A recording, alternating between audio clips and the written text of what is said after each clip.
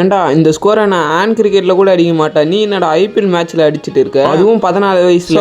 GT vs RR match. RR நீங்கள் எவ்வளோ பட்டு திருந்தலையாடான்ட்டு திருப்பி டாஸ் வின் பண்ணி சேஸ் தான் பண்ணுறேன்னு சொன்னாங்க. ஜிடி பேட்ஸ்மேன்ஸ் ஆல்ரெடி செம்ம ஃபார்மில் இருக்காங்க. இதில் ஃபர்ஸ்ட் இன்னிங்ஸ் வேறு, ஏன்னா ப்ரெஷரே இல்லாமல் விளையாடலாம். அதுக்கேற்ற மாரியே கில்லும் சாய் சுதர்ஷனும் வேறு லெவலில் பார்ட்னர்ஷிப் போட்டாங்க. அதுக்கப்புறம் அந்த பட்லரு சும்மா இருப்பனாடா என்னையாடா ரிலீஸ் பண்ணிங்க இருங்கடா இன்னைக்கு இருக்குன்ட்டு போட்டு பழக்க ஆரம்பிச்சிட்டாரு. ஸோ கில் அண்ட் பட்லரோட நல்ல இன்னிங்ஸ்னால 208 ரன் அடிச்சிட்டாங்க. சேசிங் வேற ஆர்ஆருக்கு சுத்தம் சொல்லவே தேவையில்லை அப்படின்ற மாதிரி தான் இருந்துச்சு. ஆனா ஆர்ஆர் ஓப்பனர்ஸ் ஆன ஜெய்ஸ்வாலோ, வைபவ் சூரியவன்சியும் அவனை கடைசி வரைக்கும் எடுத்துன்னு போனா தான்டா தோப்பீங்க, இருங்கடா 10 ஓவர்லயே மேட்சை முடிச்சிடணும்ட்டு ஃபர்ஸ்ட் ஓவர்ல இருந்து அடி ஆரம்பிச்சிட்டாங்கன்னு சொன்னோம். விடாம அடிச்சிட்டு இருந்தாங்க. ஒரு கட்டத்துக்கு மேல என்னடா கேம் ஆடா விளையாடுறீங்க அப்படின்ற மாதிரி தான் இருந்துச்சு. 6 4 மட்டும் தான் அடிச்சிட்டு இருக்காங்க. சரி பவர் பிளே முடிஞ்சதும் கும்முன்னு ஆயிடுவாங்க அப்படின்னு எதிர்பார்த்தா பவர் பிளே முடிச்சதுக்கு அப்புறம் தான் நான் ஒன்னும் உக்கிரமா இருப்பேன்ற மாதிரி. முக்கியமா வைபவ் சூரியவன்சி வேர்ல்ட் கிளாஸ் பவுலர்னு பார்க்கல, நம்பர் 1 பவுலர்னு பார்க்கல, ரஷித் கானே போட்டு பழக்க ஆரம்பிச்சிட்டாப்புல. அண்டு செஞ்சுரியே 6ல அடிச்சாப்புல. அதுக்கப்புறம் என்ன இந்த உலகமே திரும்பி பார்த்துச்சு யாரா அந்த பையன்ற மாதிரி. அந்த பக்கம் ஜெய்ஸ்வால் விளையாடினதே நம்ம மறந்துட்டோம்னு சொல்லணும். அவரும் நல்லா தான் விளையாடினாங்க. ஸோ இவங்க 2 பேருமே பார்த்தீங்கன்னா மேட்சை முடிச்சு கொடுத்துட்டாங்க. அதனால பார்த்தீங்கன்னா ஆர்ஆர் ஒரு 16 ஓவர்லேயே மேட்சை பார்த்தீங்கன்னா முடிச்சு விட்டாங்க. நான் கூட கடைசி வரைக்கும் கொண்டு போய் சோக் பண்ணிடுவாங்கன்னு எதிர்பார்த்தேன்.